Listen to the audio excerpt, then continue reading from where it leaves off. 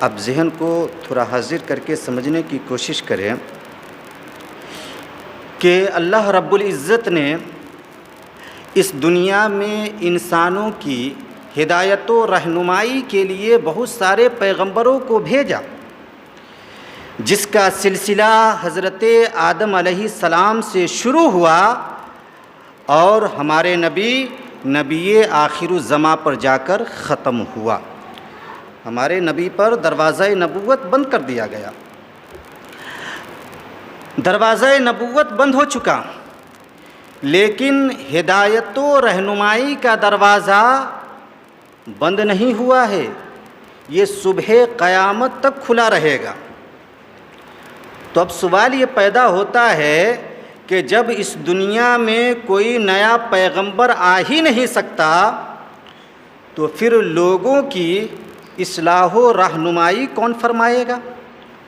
تو سنو مسلمانوں، اللہ رب العزت نے لوگوں کی اصلاح و رہنمائی فرمانے کی ذمہ داری دو گروہ کو عطا فرمائی ہے۔ دو گروہ کو عطا فرمائی، ان میں سے ایک گروہ علماء کا ہے اور دوسرا گروہ اولیاء کا ہے۔ ان دونوں گروہوں پر یہ ذمہ داری ہے کہ یہ انسانوں کی اصلاح بھی کرے، ان کی رہنمائی بھی کرے۔ ان میں سے ایک کی نظر قالب پر ہوتی ہے اور دوسرے کی نظر لوگوں کے قلب پر ہوتی ہے۔ علماء کرام لوگوں کے ظاہر کو سنوارا کرتے ہیں اور اولیاء کرام لوگوں کے باطن کو سنوارا کرتے ہیں، یا یوں سمجھے کہ علماء کرام لوگوں کو ظاہری تعلیم سے مزین کیا کرتے ہیں، جیسے طہارت کی تعلیم دیتے ہیں، تجارت کی تعلیم دیتے ہیں، قرآن و احادیث کی تعلیم دیتے ہیں، نماز و روزہ کی تعلیم دیتے ہیں، زکوٰۃ و حج کی تعلیم دیتے ہیں، ایمان و عقیدہ کو درست کرنے کی تعلیم دیتے ہیں، فرائض و واجبات کی تعلیم دیتے ہیں، سنن و نوافل کی تعلیم دیتے ہیں، صدقات و خیرات کی تعلیم دیتے ہیں۔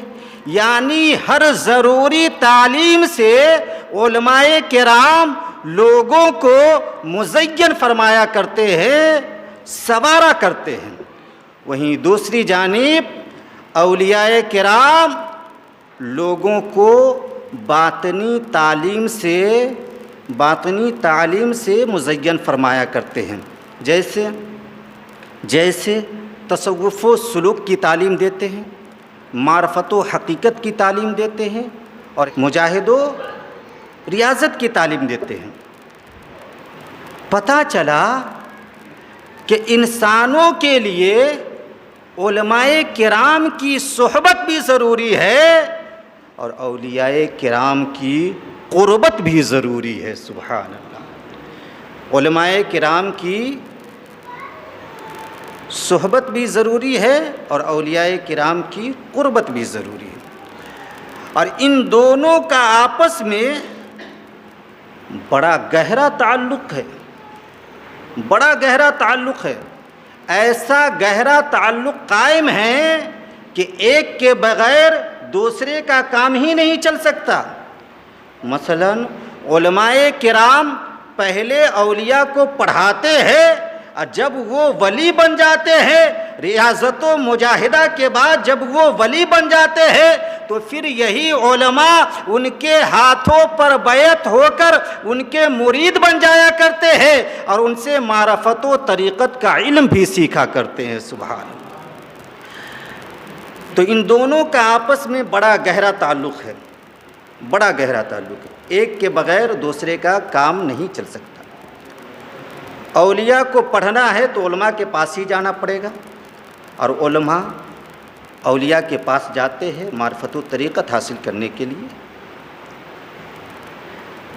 دنیا میں بہت تھوڑے اولیاء گزرے ہیں، بہت تھوڑے ولی گزرے ہیں جنہیں نگاہ کرم سے علم سکھایا گیا ہو۔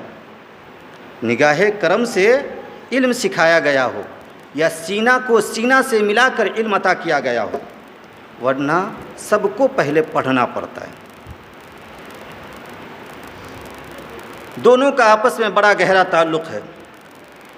دیکھیے، وقت کے امام حضرت امام فخر الدین رازی رحمۃ اللہ علیہ، آپ بہت بڑے عالم دین ہیں۔ تفسیر کبیر جیسی ایک موٹی کتاب آپ نے تحریر فرمائی اور بہت ساری کتابیں آپ نے تحریر فرمائی، لیکن آپ کے جاگنے کا وقت ہے، شیطان آ گیا رب کی وحدانیت پر دلیل مانگنے کے لیے آپ سے۔ آپ نے شیطان کا مقابلہ کیا اور 360 دلیلیں پیش کر دی کہ خدا ایک ہے، لو دلیلیں لو، یہاں تک کہ 360 دلیلوں کو شیطان کاٹ دیا۔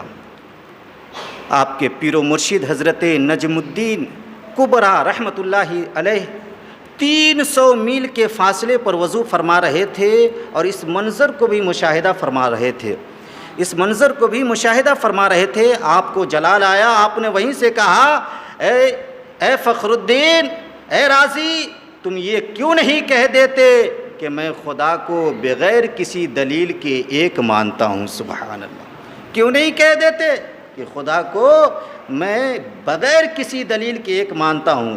وہ آواز فوراً پہنچی حضرت امام رازی رحمۃ اللہ علیہ کے کانوں تک۔ آپ نے شیطان سے کہا، شیطان سن، میں خدا کو ایک مانتا ہوں بغیر کسی دلیل کے، میرے پاس کوئی دلیل نہیں ہے، بغیر دلیل کے میں خدا کو ایک مانتا ہوں۔ جب اتنا سنا شیطان بھاگ گیا اور حضرت امام رازی رحمۃ اللہ علیہ کا ایمان بچ گیا۔ سبحان اللہ۔ تو اولیاء کی قربت بھی ضروری ہے، علماء کی صحبت بھی ضروری ہے۔